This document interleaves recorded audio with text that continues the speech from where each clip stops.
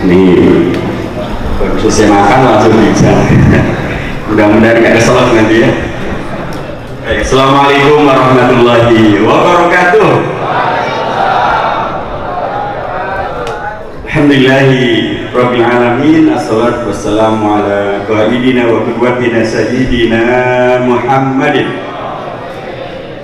asyrafil anbiya wal mursalin wa ala azwajihi ummahatil mu'minin wa ala alihi thayyibin wa ala ashabihim mardiyin wa ala man ittaba'ahum bi ihsanin wa ridwanin ila yaumiddin. Faqala Allah azza wa jalla fi kitabil aziz, a'udzu billahi minasyaitonir rajim. Laqad kana lakum fi rasulillahi uswatun hasanah liman kana yarjullaha wal yawmal akhir wa dzakarallaha katsiran. Biasanya kita berhenti hanya di situ. Pada kelanjutannya amat penting. Walamma ra'a al-mu'minuna al-ahzab qalu hadza ma wa'adana Allah wa rasuluhu wa sadaqa Allah wa rasuluhu wa ma zadahum illa imanan wa taslima.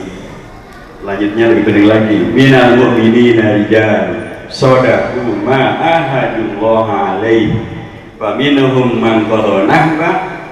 Ini yang sangat penting, wa minhum man yantadir wa ma baddalu tabdila. Sadaqallahul azim wa sadaqa rasuluhu an-nabiyyul karim wa nahnu ala dzalika minal mu'minin. Hadirin karamin wal karamin, guru-guru kita, para kiai kita, ustaz kita yang bersama kita, insyaallah akan bersama kita Ustaz Kiai Haji Dr. Izan Sholeh Jailani, kayaknya masih jalan, Dr. Kiai Haji Abdul Majid, Dr. Kiai Haji Abdul Ghani, kemudian Ustaz Haji Maskur Mubayyan, Ustaz Haji Kurniawan, Ketua RW 10, Ustaz Haji Abdul Rahim, Ustaz Haji Yahya, Ustaz Imam Soleh, Ustaz Haji Abdul Aziz, Ketua Masjid Jami Baitul Majid, Baitul Majid, dan para ustaz yang lain yang maaf ya tidak disebutkan namanya satu persatu, tapi pastilah tidak akan mengurangi hormat saya kepada ustaz sekalian. Bapak dan Ibu sekalian, anak-anak, anggota dan keluarga besar daripada Masjid Jami Baitul Majid, dan hadirin sekalian, jamaah peringatan Maulid di masjid ini, dan pembicara kita Akhil Fadil Ustadzuna Kiai Haji Fikri Yanuddin MZ hafizahullah wa mata'anallah bituli hayatihi wa barakati ilmihi wa amalihi wa da'watihi wa jihadihi, amin ya rabbal alamin. Jamaah sekalian, alhamdulillahirabbil alamin, Allah memperpanjang umur kita sehingga ketemu dengan peristiwa peringatan Maulid Nabi besar Muhammad Sallallahu Alaihi Wasallam di tahun 1441 Hijriah. Dan tahun ini sangat istimewa karena peringatan Maulid ini berbarengan dengan peringatan Hari Pahlawan.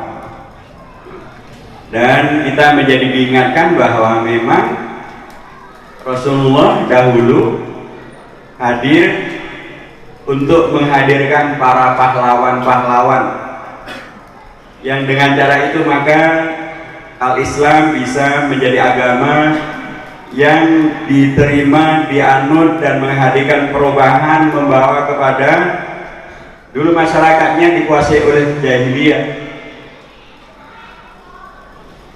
anak perempuan dibunuh, perampokan, perzinahan, kezaliman, segala penyakit masyarakat ada.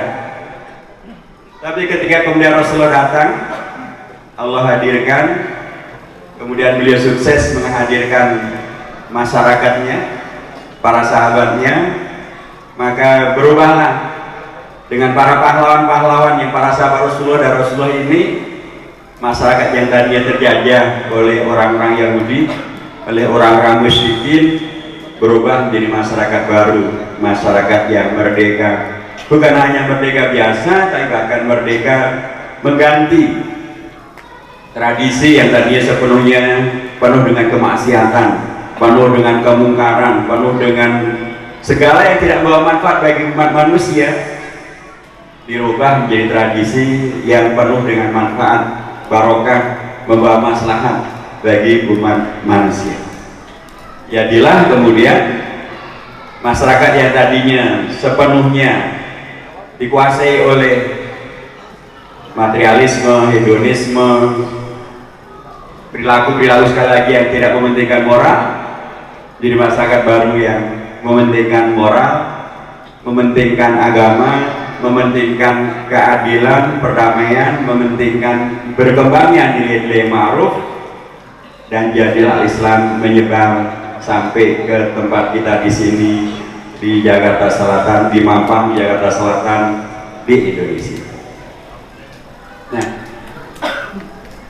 nilai kepahlawanan semacam inilah yang dahulu juga dicontohkan oleh para ulama kita melalui Kiai Haji Hasyim Asy'ari dengan resolusi jihadnya, fatwa jihadnya, yang kemudian mengilhami seorang pemuda Bung Tomo di Surabaya yang menggerakkan para pemuda. Tanggal 22 Oktober tahun 45 Kiai Haji Hasyim Asy'ari menyampaikan resolusi jihadnya.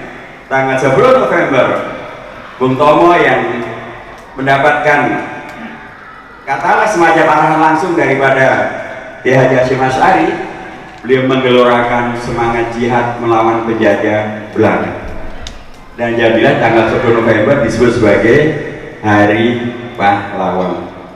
Jadi dengan peringatan ini jamaah dirahmati Allah SWT, sesungguhnya memang peringatan Maulid ini mengingatkan kita kepada hal yang sangat dipentingkan dan diperlukan oleh bangsa dan negara Indonesia. Salah satu diantaranya adalah ternyata dengan Maulid, dengan para ulama, hadirlah generasi yang betul-betul membela kepentingan Indonesia supaya tidak dijajah kembali oleh Belanda. Teriakannya Allahu Akbar. Orang-orangnya pakai, ada yang pakai santri, orang-orangnya ada yang pakai jenggot. Ini kemudian menjadi hal yang penting untuk diingatkan karena belakangan ini muncullah tuduhan yang aneh-aneh, radikalisme, terorisme, ekstremisme. Katanya ciri daripada radikalisme, ekstremisme adalah teriakan Allahu Akbar. Kalau kita di Jakarta setiap hari Allahu Akbar mulu ya. Salat subuh Allahu Akbar, zuhur Allahu Akbar, asar, maghrib, isya Allahu Akbar mulu. Masa iya kemudian Jakarta dipenuhi dengan teroris? Dan apalagi kalau kita bicara tentang Hari Pahlawan, itu yang teriakannya Allahu Akbar itu justru adalah Bung Tomo. Bung Tomo lah yang dalam pidatonya teriakan Allahu Akbar, Allahu Akbar, Allahu Akbar, merdeka. Jadi justru dengan teriakan Allahu Akbar lah yang muncul umat Islam bukan teroris, yang muncul dari umat Islam bukan teroris, bukan radikalis, dan karenanya jangan dicurigai. Justru yang muncul adalah semangat membela bangsa dan membela negara, melaksanakan fatwanya para ulama. Inilah salah satu makna daripada peringatan Maulid ini, mengingatkan kita kembali bahwa umat Islam sejak dari dulunya bukan hanya cinta dengan bangsa dan negaranya, bahkan rela berjuang untuk bangsa dan negaranya. Karenanya wajarnya berikutnya tidak dijadikan sebagai musuh, tidak dipersekusi, tidak dizalimi, tidak dipersulit, tidak kemudian malah dipersempit ruang geraknya. Harusnya memang umat Islam diajak untuk kemudian bersama dengan pimpinan warga bangsa yang lainnya membawa kepada kemaslahatan kelanjutan daripada apa yang dahulu dilakukan oleh Kiai Haji Hasyim Asy'ari, Bung Tomo, dan seterusnya. Jangan dirahmati Allah SWT.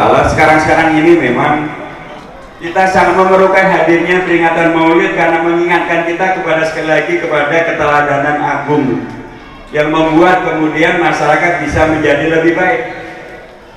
Kita sekarang ini banyak sekali mendengarkan penyakit masyarakat yang mengerikan. Ada bayi itu baru lahir oleh ibunya ditaruh di mesin cuci, dia meninggal. Ada anak umur 5 tahun tawan oleh ibu tirinya, oleh kakaknya, kakak dan ibu tirinya bukan memberikan contoh yang baik, malah melakukan kejahatan zina di rumahnya. ketahuan sama anaknya 5 tahun, bukannya malu, anak ini malah sekalian dikerjain sampai dibunuh. Moral yang sudah amat sangat rusak. Di Jawa Timur kemarin, istri dan anaknya, ibu dan anaknya berkomplotan, membuat komplotan, membunuh suaminya, membunuh bapaknya, hanya karena mau mengambil harta bapaknya. Ngeri sekali, karena bahkan kemudian dibunuhnya itu bukan dengan cara biasa, dibunuh, dimasukkan ke lubang di bawah musolanya, dicor di sana. Mengerikan sekali. Kemudian melalui media Facebook dan lain sebagainya, penipuan, kejahatan terkait dengan masalah narkoba, kejahatan terkait dengan masalah moral, sudah kayak nggak ada intinya. Bahkan di TV sebagian mereka yang kemudian melakukan seks bebas dengan bangganya di depan TV di dalam wawancara menyampaikan, saya sudah hamil dengan pacarnya yang bukan suaminya. Jadi masyarakat kita ini sudah begitu luar biasa, terjadi kondisi-kondisi yang sangat mengkhawatirkan. Kalau kemudian salah satu yang merusak moral daripada bangsa ini, daripada umat ini adalah narkoba. Oh, yang saya hormati, saya pernah mendengarkan cerita langsung dari ketua BNN. Dia menyampaikan bahwa setiap tahun bangsa Indonesia ini membeli narkoba sampai berapa duitnya? Sekitar 62 triliun rupiah. 62 triliun bukan untuk bikin sekolah, madrasah, bangun masjid, berangkatin merbuat untuk umroh, tapi malah dipakai untuk membeli narkoba. Yang masalah ya di Nawawi Hakam, beliau ketua MUI di Jakarta Selatan, dan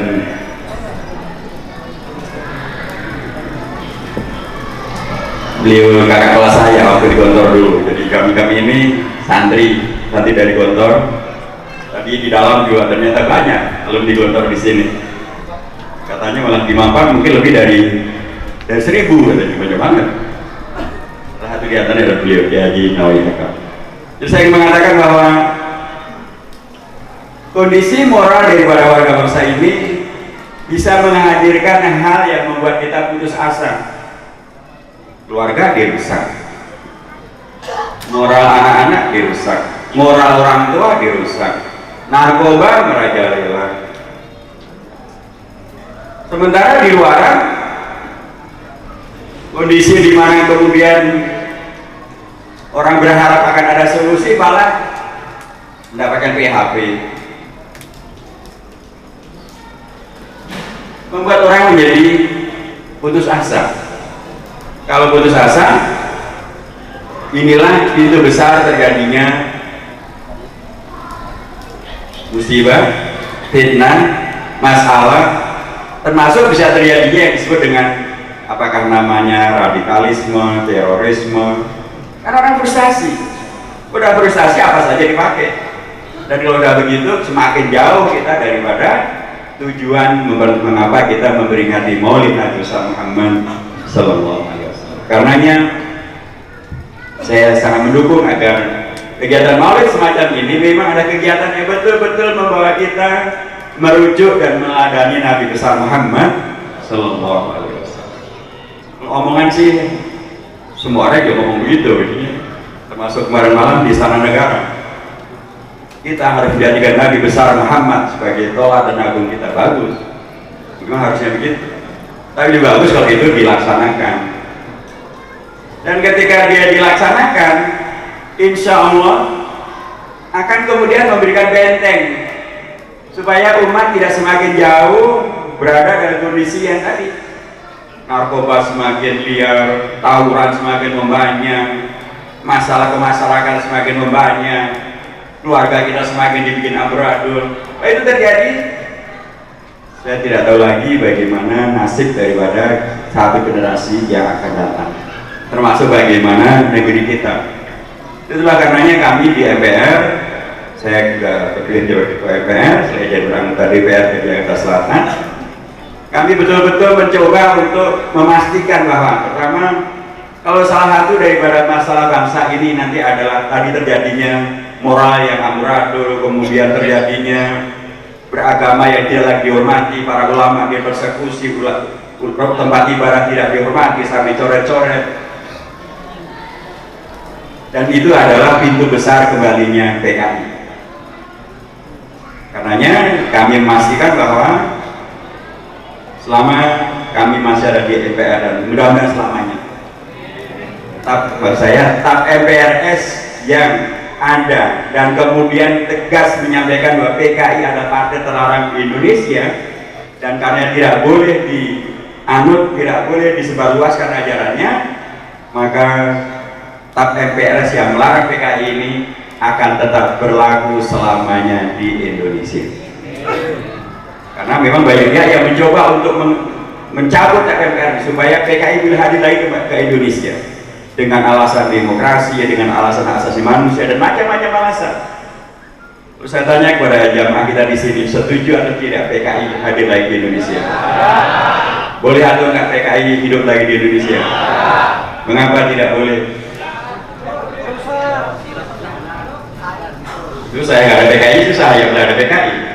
Ya, terutama dalam konteks kita di Indonesia, karena PKI bertentangan dengan Pancasila.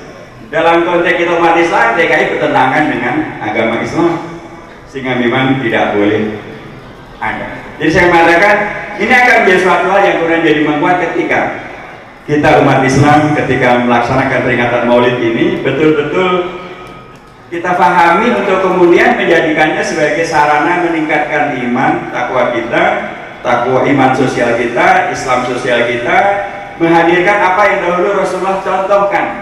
Tadi saya sampaikan bahwa ayat yang ke-21 dari surah Al-Ahzab yang selalu kita rujuk kalau kita memperingati Maulid Nabi Muhammad SAW, sesungguhnya belum titik, masih ada lanjutannya sampai ayat yang ke-27. Ayat yang ke-22 itu langsung menegaskan ketika kemudian umat tadinya khawatir dengan bagaimana masa depan daripada warga di Medina karena provokasi dari munafikin, dari orang-orang Yahudi mengadu domba, sampai sedemikian rupa mengerikannya kondisi di Medina pada waktu itu. Dari ayat ke-9 dari surah Al-Ahzab ayat yang ke-20 menggambarkan betapa kondisi yang sangat mengerikan, mengkhawatirkan dari masyarakat Islam yang ada di Medina. Bisa kita bayangkan kalau masyarakat Rasul saja bisa dibuat kocar kacir, bisa dibuat menjadi mengkhawatirkan karena adu domba, karena konflik, karena fitnah. Bagaimana dengan masyarakat kita? Tapi dulu pun langsung ketika kemudian kondisinya sudah sedemikian mengkhawatirkan, Allah memberikan solusi. Diturunkanlah ayat yang ke-21 dari surah Al-Ahzab, laqad kana lakum fi rasulillahi uswatun hasanah liman kana yarjullaha wal yawmal akhir wa dzakarallaha katsiran. Ingatkan kembali bahwa kita bisa keluar dari masalah ini, kita bisa mengalahkan seluruh masalah ini, kita bisa menjadi baik, mendapatkan obat yang paling mujarab kalau kita tidak kehilangan arah dan kehilangan orientasi. Dengan cara bagaimana? Menjadikan Rasulullah sebagai tauladan agung kita. Begitu umat Islam menjadikan Rasul sebagai tauladan dan tidak bingung dan tidak dibingungkan oleh beragam isu-isu yang tadi saya sebutkan di muka, maka Allah langsung menjawabnya dengan ayat yang ke-22, walamma ra'a al-mu'minul ahzab qalu hadza ma wa'adana Allah wa rasul. Ketika umat kemudian menyadari ada konspirasi menghancurkan umat, mereka kemudian kembali kepada Islam, kembali kepada Rasulullah, menjadikan Islam sebagai rujukan, Rasulullah sebagai teladan, dan jadilah kemudian Allah membawa solusi kemenangan-kemenangan, dan selamatlah umat Islam, selamatlah umat manusia, selamatlah agama Islam, menyebar sampai ke abad ke-21, sampai ke Mampang Perapatan di Jakarta Selatan tempat kita berada. Para ulama menyampaikan at-tarihu yu'idu nafsahu, yang namanya sejarah itu adalah pengulangan-pengulangan. Sejarah bagaimana dulu Rasulullah menang akan juga menjadi sejarah menang berikutnya kalau kita menggunakan cara yang sama. Sejarah bagaimana dulu Haji Hasyim Asy'ari menang Bung Tomo menang akan jadi menang juga kalau kita ikuti sarana dan wasilah. Itulah karenanya doa Rahmat Allah SWT. Mudah-mudahan Maulid kita pada tahun ini insya Allah memberikan makna yang lebih dalam pada kita semuanya dibandingkan dengan Maulid-Maulid pada tahun-tahun yang lalu. Mudah-mudahan karenanya kita semakin cinta dengan Rasulullah SAW, semakin cinta kepada para ulama, kepada para habaib, kepada Islam, sehingga dengan cara itu kita akan semakin jadi bagian daripada solusi terhadap masalah yang ada di Indonesia, di masyarakat kita di Jakarta, supaya kita tidak semakin jauh di bawah pengaruh dan diumbang-ambingkan oleh segala bentuk penyakit masyarakat, apakah namanya narkoba, tawuran, kondisi tidak bermoral, apapun juga namanya. Saya kira demikian jawab Allah Subhanahu wa taala. Ulul muwaffiqil aqwamit thariq wal hadilah sawa'i sabil. Wassalamualaikum warahmatullahi wabarakatuh.